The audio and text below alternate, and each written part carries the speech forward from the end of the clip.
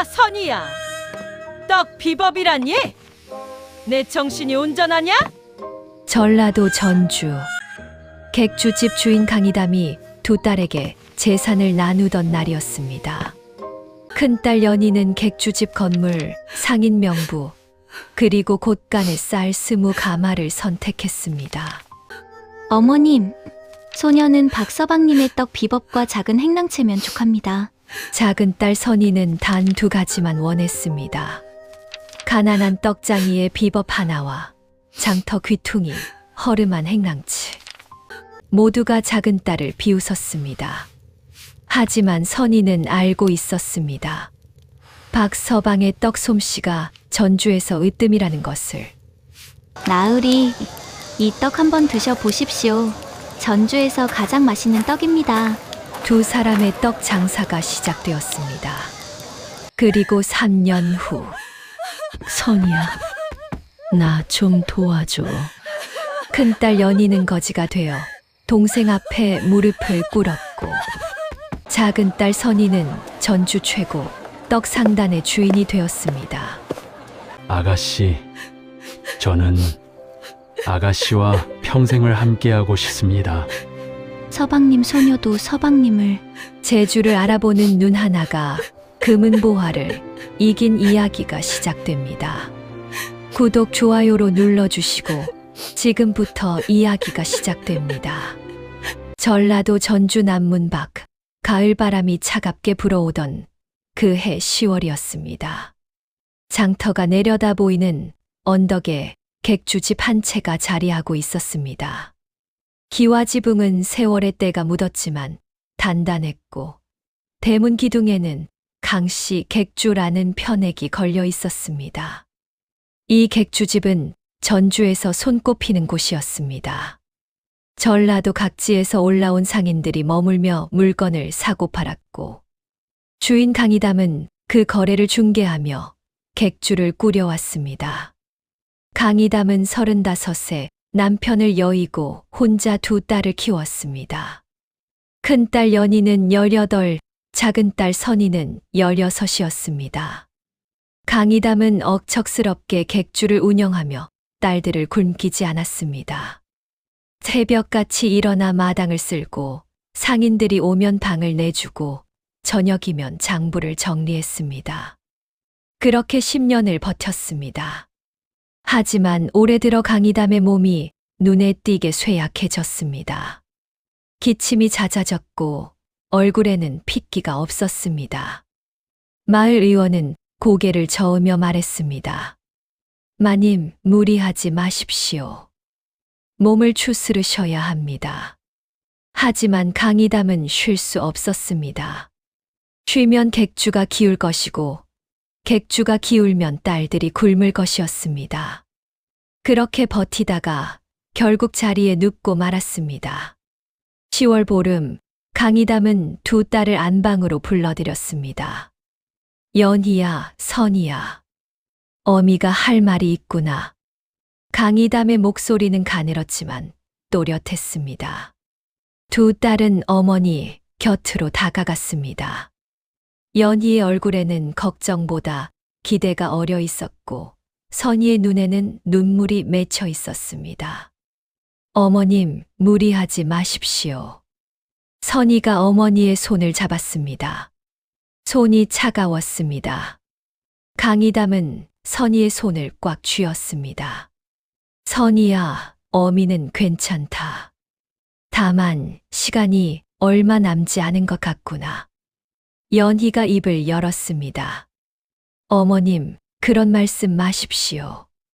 곧 나으실 겁니다. 하지만 연희의 목소리에는 진심이 담기지 않았습니다. 오히려 어머니가 무슨 말을 할지 궁금해하는 기색이었습니다. 강이담은 2딸의 성품을 너무나 잘 알고 있었습니다. 큰딸 연희는 얼굴이 곱고 말 주변이 좋았지만 욕심이 많고 허영심이 강했습니다. 작은 딸 선희는 외모는 수수했지만 부지런하고 마음씨가 착했습니다. 연희야, 큰딸이니 내가 먼저 말해보거라. 어미가 가진 것 중에 무엇을 원하느냐? 연희는 잠깐 망설이는 척하다가 또박또박 말했습니다. 어머님, 소녀는 이 객주집과 단골 상인 명부, 그리고 곳간의 쌀 20가마를 원합니다. 강의담은 고개를 끄덕였습니다. 예상했던 대답이었습니다. 연희는 눈에 보이는 것, 당장 손에 쥘 수 있는 것만을 원했습니다. 그러하냐? 그러면 그리하거라. 연희의 얼굴에 만족스러운 미소가 떠올랐습니다. 객주집은 전주에서 손꼽히는 건물이었고, 단골 상인 명부에는 전라도 각지의 상인들 이름이 빼곡했습니다. 쌀 20가마면 한동안 먹고 사는데 걱정이 없었습니다. 강의담은 작은 딸 선희를 바라봤습니다. 선희야, 이제 내 차례다. 무엇을 원하느냐? 방 안이 조용해졌습니다. 객주집 부엌에서 일하던 하인 말순도, 마당을 쓸던 총각 이석이도 숨을 죽였습니다. 선희는 한참 동안 말이 없었습니다. 그러다가 천천히 입을 열었습니다. 어머님, 소녀는 박서방님께서 만드시는 떡 비법과 장터 귀퉁이 작은 행랑채면 족합니다. 순간 방안이 술렁였습니다. 연희가 먼저 웃음을 터뜨렸습니다. 하하, 선희야, 내 정신이 온전하냐? 떡 비법이라니? 연희는 배를 잡고 웃었습니다. 동생이 얼마나 어리석은지 새삼 깨달았습니다. 자신은 객주집 건물과 상인 명부와 쌀 20가마를 받았는데 동생은 고작 떡 비법과 허름한 행랑채라니요. 선희야, 박서방은 가난뱅이 떡장이다. 그의 비법이 무슨 소용이 있겠느냐? 차라리 쌀 2가마라도 달라고 해라. 하지만 선희는 흔들리지 않았습니다. 언니, 소녀는 이것으로 족합니다. 강의담은 선희의 눈을 들여다봤습니다. 선희의 눈빛에는 무언가 단단한 결심이 담겨 있었습니다. 강의담은 알았습니다. 선희에게는 계획이 있다는 것을. 그렇다면 그리하거라. 연희는 객주집과 상인 명부와 쌀 20가마를 가져라. 선희는 박서방의 떡 비법과 장터 귀퉁이, 행랑채를 가져라. 강의담은 두 딸의 손을 각각 잡았습니다. 너희는 이제 각자의 길을 가거라. 어미가 한 가지만 당부하마. 서로 원망하지 말고 각자 선택한 것에 책임을 지거라. 그날 밤 선희는 작은 방에 홀로 앉아 있었습니다. 창밖으로 달빛이 스며들었습니다. 선희는 박서방을 떠올렸습니다. 박서방은 전주 장터에서 떡을 파는 가난한 장인이었습니다. 50이 넘었지만 장가를 가지 못했습니다. 가난했기 때문입니다. 하지만 그의 떡 솜씨만큼은 전주에서 으뜸이었습니다. 인절미는 쫀득했고 송편은 향이 그윽했으며 증편은 부드러웠습니다. 선희는 어릴 적부터 박서방의 떡을 먹으며 자랐습니다. 어머니 심부름으로 장터에 가면 박서방이 늘 떡 한 조각을 건네주었습니다. 아가씨, 이거 드시구려. 박서방의 미소는 따뜻했고 그의 떡은 세상에서 가장 맛있었습니다. 선희는 알고 있었습니다. 박서방이 가난한 것은 솜씨가 없어서가 아니라 장사를 키울 기회가 없었기 때문이라는 것을. 박서방님의 재주만 있다면 나는 그것을 세상에 알릴 수 있습니다. 선희는 결심했습니다. 박서방의 떡 비법을 배워 전주에서 가장 훌륭한 떡가게를 열겠다고. 창밖으로 가을바람이 불어왔습니다. 선희는 깊은 숨을 들이쉬었습니다. 앞으로 어떤 일이 펼쳐질지 알 수 없었지만 선희는 두렵지 않았습니다. 강의담이 세상을 떠난 것은 그로부터 보름 뒤였습니다. 상을 치른 뒤 두 자매는 각자의 몫을 챙겼습니다. 연희는 객주집 열쇠와 상인 명부, 그리고 곳간의 쌀 20가마를 차지했습니다. 하인들도 대부분 연희를 따랐습니다. 연희는 의기양양하게 객주집 안방에 자리 잡았습니다. 선희는 작은 보따리 하나를 꾸려 장터 귀퉁이, 행랑채로 향했습니다. 행랑채는 좁았습니다. 방 하나에 부엌 하나. 하지만 선희는 개의치 않았습니다. 보따리를 풀고 방을 정리한 뒤 선희는 박서방을 찾아갔습니다. 박서방은 장터 한쪽에서 떡을 팔고 있었습니다. 낡은 멍석 위에 인절미와 송편이 놓여 있었습니다. 지나가는 사람들이 가끔 떡을 사갔지만 장사는 신통치 않았습니다. 박서방님. 선희가 다가가자 박서방이 고개를 들었습니다. 아가씨, 어인 일이십니까? 선희는 공손히 허리를 숙였습니다.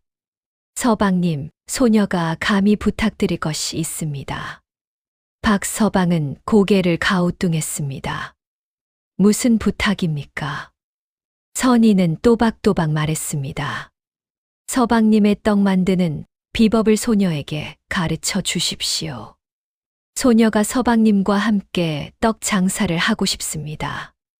박서방은 눈이 휘둥그레졌습니다. 아가씨, 저는 가난한 떡장이입니다. 객주집 따님께서 저와 장사를 하신다니 체면이 어찌 되겠습니까? 선희는 고개를 저었습니다. 서방님, 소녀는 이제 객주집 따님이 아닙니다. 그저 장터 귀퉁이, 행랑채에 사는 선희일 뿐입니다. 서방님의 떡 솜씨는 전주에서 으뜸입니다. 다만 세상에 알려지지 않았을 뿐이지요. 박서방은 선희의 눈을 들여다봤습니다. 선희의 눈빛은 진지했습니다. 아가씨, 정말입니까? 네, 서방님. 소녀가 장터에서 떡을 팔겠습니다. 서방님께서는 떡을 만들어 주십시오. 번 돈은 반씩 나누지요. 박서방은 한참 동안 말이 없었습니다. 그러다가 천천히 고개를 끄덕였습니다. 아가씨, 고맙습니다. 제 떡 솜씨를 알아봐 주시니 감사할 따름입니다. 그날부터 선희와 박서방의 떡 장사가 시작되었습니다. 박서방은 새벽부터 떡을 만들었습니다. 쌀을 불리고 시루에 찌고 절구에 찧었습니다. 선희는 그 과정을 옆에서 지켜보며 배웠습니다. 쌀을 얼마나 불려야 하는지, 시루에 몇 시진을 찌는지, 절구를 어떻게 찧어야 떡이 쫀득해지는지. 아가씨, 떡은 정성입니다. 쌀 한 톨 한 톨에 마음을 담아야 합니다. 박서방의 손길은 정성스러웠습니다. 선희는 그 모습을 보며 감탄했습니다. 해가 뜨면 선희는 떡을 광주리에 담아 장터로 나갔습니다. 박서방이 만든 인절미와 송편을 들고 사람들에게 말을 걸었습니다. 나으리, 이 떡 한번 드셔보십시오. 전주에서 가장 맛있는 떡입니다. 아씨, 이 송편은 소가 달달하고 향이 그윽합니다. 명절 제사상에 올리시기 딱 좋습니다. 선희의 목소리는 밝았고 눈빛은 자신감으로 빛났습니다. 지나가던 사람들이 하나 둘 발걸음을 멈췄습니다. 선희는 떡의 맛을 설명하고 용도를 제안하고 값을 흥정했습니다. 첫날 떡 절반이 팔렸습니다. 박서방은 감탄했습니다. 아가씨, 아가씨의 입담이 정말 대단하십니다. 선희는 수줍게 웃었습니다. 서방님, 이제 시작입니다. 곧 추석이 다가옵니다.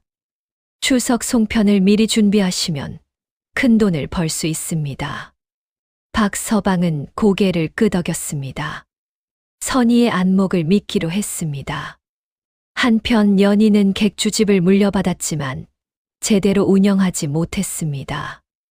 어머니가 살아 계실 때는 단골 상인들이 객주를 찾아왔지만 연희가 물려받자 분위기가 달라졌습니다.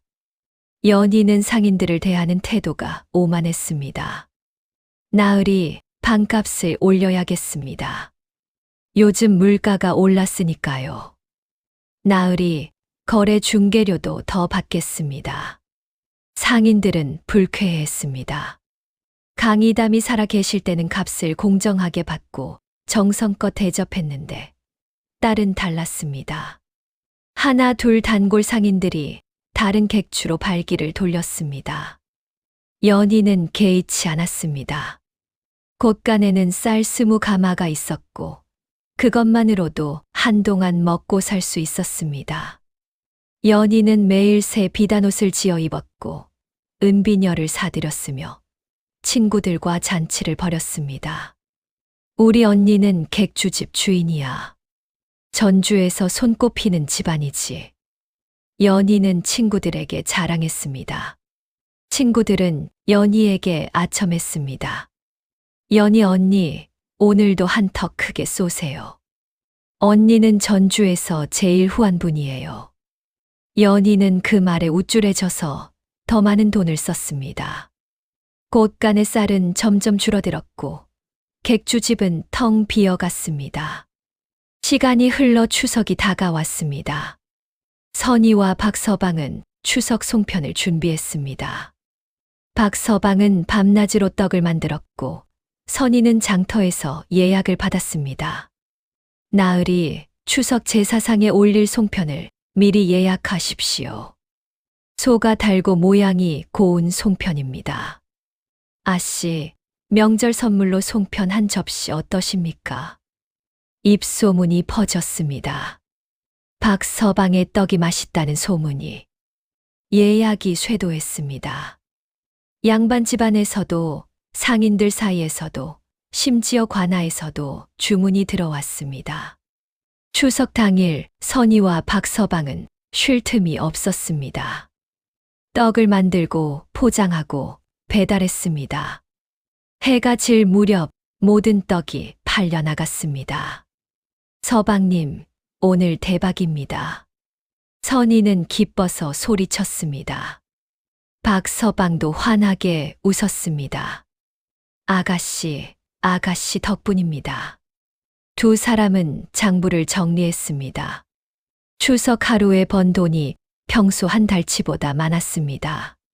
서방님, 이 돈으로 장터의 작은 가게를 하나 얻읍시다. 더 이상 멍석에 앉아 팔지 말고 제대로 된 가게에서 장사합시다. 박서방은 눈시울이 붉어졌습니다. 아가씨, 제가 평생 꿈꾸던 일입니다. 한편 연희의 객주집은 위기에 처했습니다. 곳간의 쌀은 바닥이 났고 단골 상인들은 모두 떠났으며 빚만 쌓여갔습니다. 연희는 그제야 후회했습니다. 어머니, 제가 잘못했습니다. 하지만 이미 늦었습니다.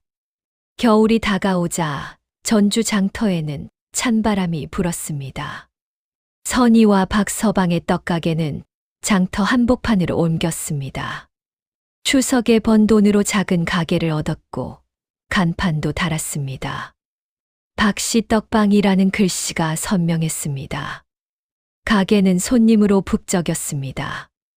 아침에는 시장 보러 나온 아낙네들이 찾아왔고 낮에는 양반집 하인들이 왔으며 저녁에는 상인들이 들렀습니다. 인절미, 송편, 증편, 꿀떡. 박서방이 만든 떡은 날개 돋친 듯 팔려나갔습니다.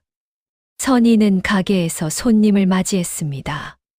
손님이 들어서면 선희는 한눈에 그 사람이 무엇을 원하는지 알아챘습니다. 나으리, 혼례 예단을 준비하시나 봅니다. 이 오색 단자는 색이 고와서 혼례상에 올리기 딱 좋습니다. 아씨, 아이 돌잔치를 준비하시나 봅니다. 이 수수팥떡은 아이의 무병장수를 기원하는 떡입니다. 손님들은 선희의 안목에 감탄했습니다. 선희가 권하는 떡은 언제나 마음에 들었고 값도 합리적이었습니다. 박서방은 뒤쪽 작업실에서 떡을 만들었습니다. 새벽부터 밤늦게까지 일했습니다. 쌀을 불리고 시루에 찌고 절구에 찌고 소를 넣고 모양을 빚었습니다. 박서방의 손길은 여전히 정성스러웠습니다. 두 사람은 완벽한 호흡을 이루었습니다. 선희가 요즘 손님들이 꿀떡을 많이 찾습니다라고 하면 박서방은 꿀떡을 더 만들었습니다. 선희가 동지가 다가오니 팥죽을 준비하시지요라고 하면 박서방은 팥을 삶기 시작했습니다. 장사는 나날이 번창했습니다. 하지만 선희의 마음 한구석에는 불안이 자리 잡고 있었습니다. 선희는 박서방을 바라볼 때마다 가슴이 두근거렸습니다. 박서방의 정성스러운 손길, 따뜻한 미소, 묵묵히 일하는 모습. 선희는 언제부터인가 박서방을 장사동업자가 아닌 다른 마음으로 바라보고 있었습니다. 하지만 신분의 차이가 선희를 주저하게 만들었습니다. 박서방은 가난한 떡장이었고 자신은 객주집 주인의 딸이었습니다. 비록 지금은 작은 행랑채에 살지만 한때는 전주에서 손꼽히는 집안이었습니다. 박서방님은 나를 어떻게 생각하실까? 장사동업자로만 보실까? 아니면 선희는 그 생각에 잠을 이룰 수 없었습니다. 한편 연희의 객주집은 위기를 넘어 파국으로 치달았습니다. 곳간의 쌀은 이미 다 떨어졌고 단골 상인들은 하나도 남지 않았습니다. 객주집 건물은 빚쟁이에게 넘어갈 위기였습니다. 연희는 마지막 남은 비단옷과 은비녀까지 팔아야 했습니다. 연희야, 빚을 갚아라. 안 그러면 객주집을 내놓아야 한다. 빚쟁이들이 매일 찾아왔습니다. 연희는 겁에 질렸습니다. 조금만 기다려 주십시오. 곧 갚겠습니다. 하지만 갚을 돈이 어디 있겠습니까? 연희는 절망했습니다. 어느 날 연희는 장터를 지나가다가 박씨 떡방 간판을 보았습니다. 가게 안을 들여다보니 선희가 환하게 웃으며 손님을 맞이하고 있었습니다. 손님들이 떡을 사가며 칭찬했습니다. 이 떡은 정말 맛있구려. 박씨 떡방 떡이 전주에서 제일이지. 연희는 가슴이 무너졌습니다. 동생은 떡 비법과 행랑채만 바꿔도 이렇게 잘 살고 있는데 자신은 객주집과 쌀 20가마를 바꿔도 거지 꼴이 되었습니다. 연희는 시기심에 치를 떨었습니다. 하지만 동생에게 도움을 청하기에는 자존심이 허락하지 않았습니다. 그때 내가 뭐라고 했지? 나중에 와서 도와달라고 해도 소용없다고 했잖아. 연희는 발걸음을 돌렸습니다. 그 무렵 박씨 떡방에도 위기가 찾아왔습니다. 장터 반대편에 새로운 떡가게가 문을 열었습니다. 김씨 떡방이라는 간판을 단 가게였습니다. 주인은 공주에서 온 떡장이로 솜씨가 뛰어나다는 소문이 있었습니다. 박씨 떡방보다 김씨 떡방이 더 싸고 맛있대요. 김씨 떡방은 떡 종류도 더 많대요. 소문이 퍼지자 손님들이 조금씩 줄어들기 시작했습니다. 선희는 걱정이 되었습니다. 서방님, 손님이 줄어들고 있습니다. 어찌하면 좋겠습니까? 박서방도 고민에 빠졌습니다. 글쎄요. 제 떡 솜씨가 부족한 것일까요? 선희는 고개를 저었습니다. 아닙니다, 서방님. 서방님의 떡은 여전히 최고입니다. 다만 우리도 새로운 떡을 개발해야 할 것 같습니다. 박서방은 선희의 말에 귀를 기울였습니다. 새로운 떡이라면? 선희는 생각에 잠겼습니다. 그러다가 문득 떠올랐습니다. 서방님 약과처럼 달콤한 떡을 만들어 보시면 어떨까요? 그리고 오색 빛깔을 낸 화려한 단자도요. 박서방의 눈이 반짝였습니다. 약과 떡이라. 좋은 생각입니다. 꿀과 참기름을 넣고 생강즙으로 향을 내면 되겠군요.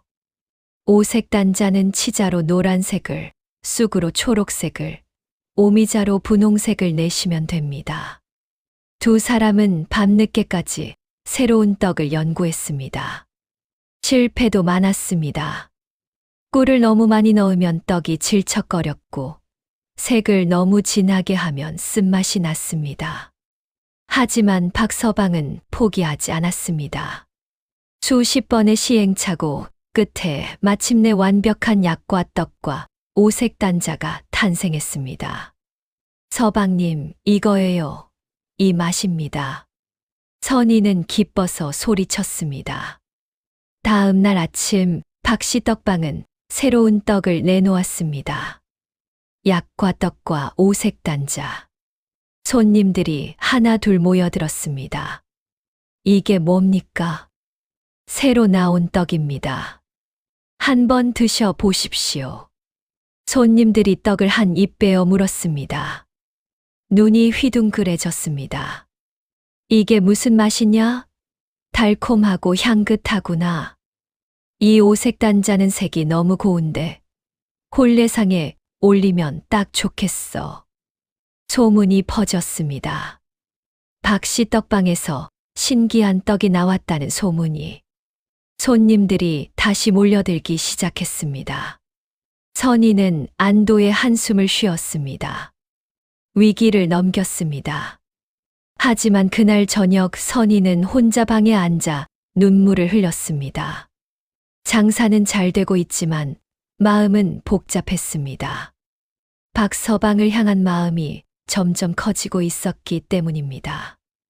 나 같은 사람이 감히 서방님을 사모한다는 것은 있을 수 없는 일입니다.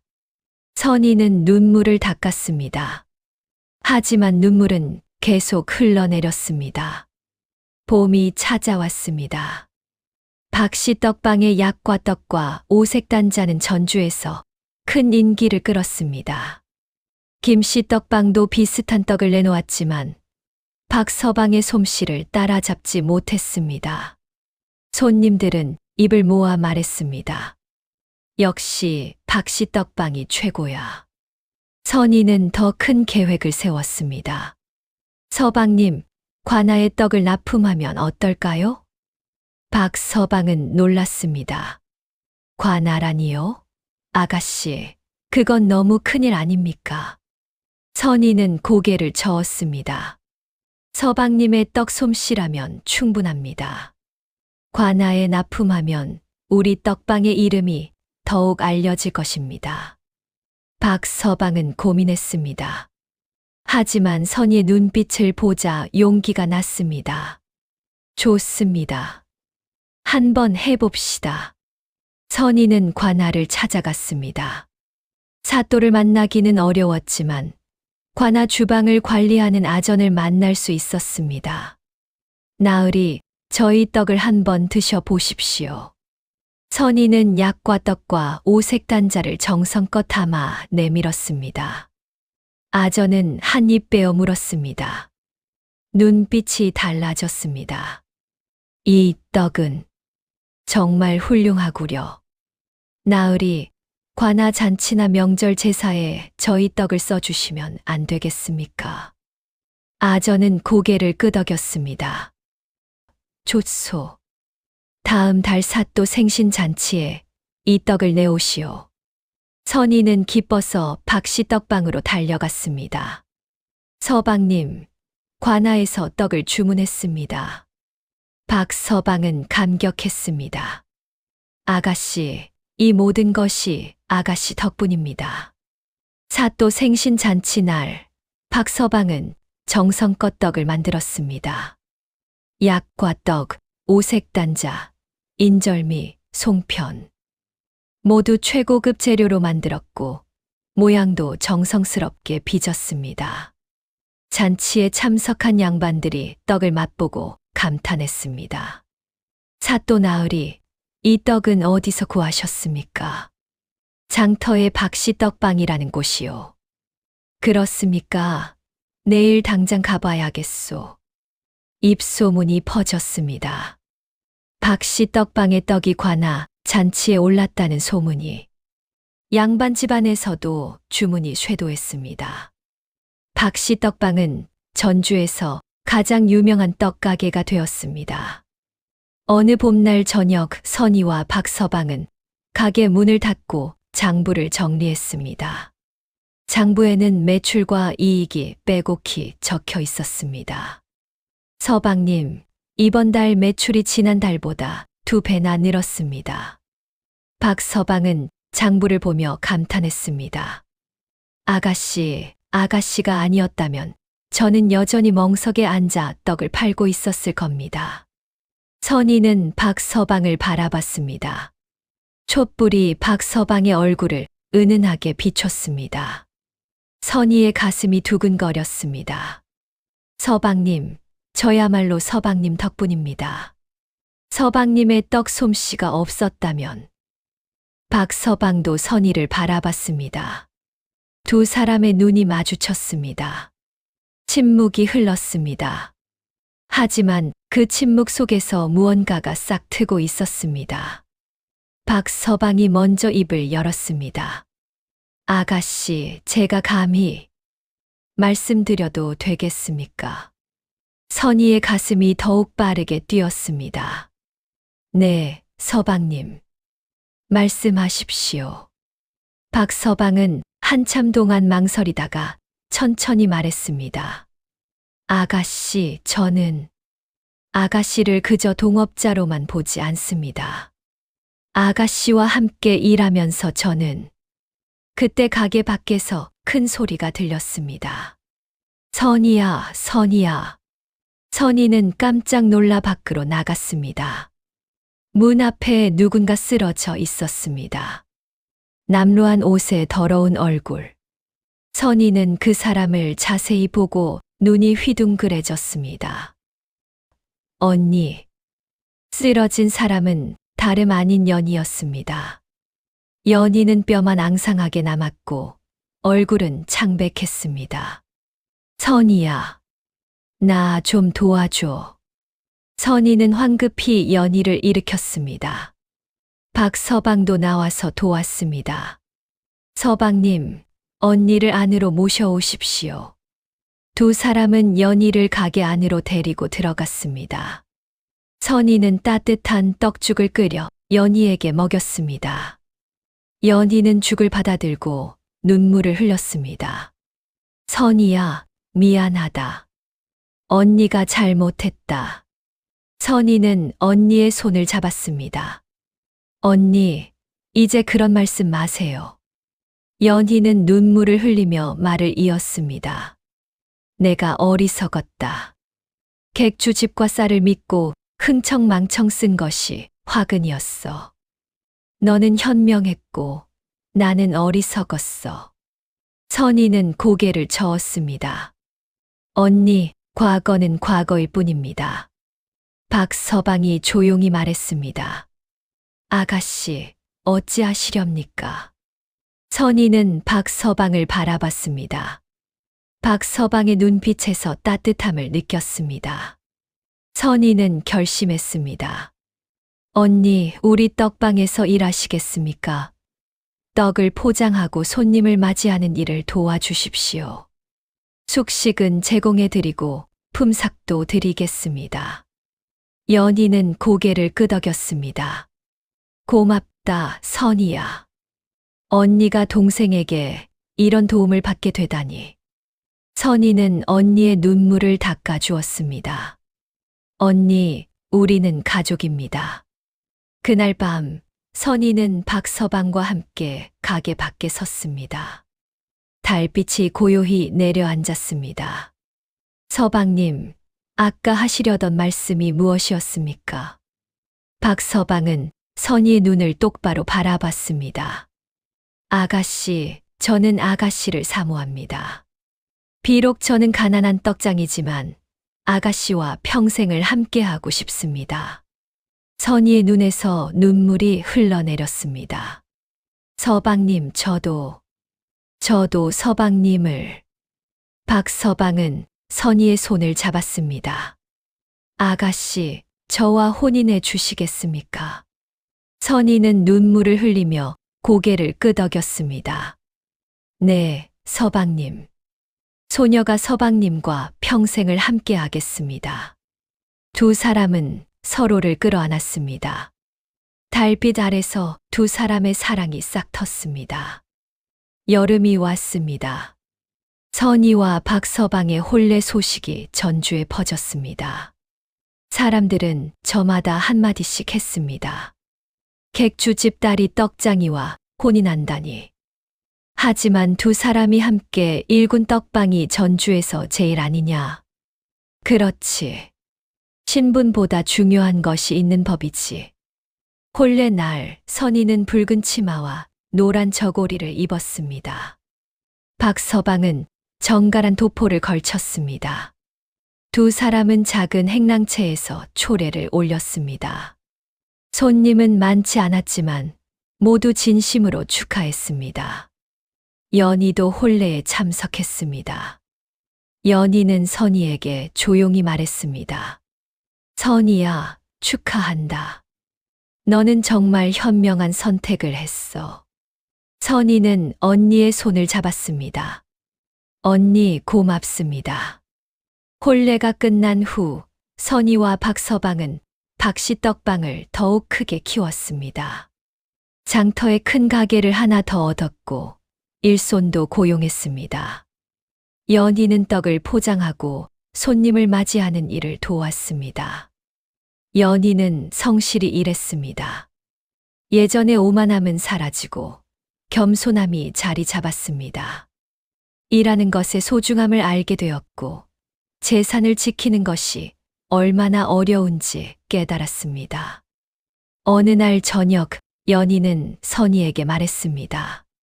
선희야, 언니가 사과하고 싶어.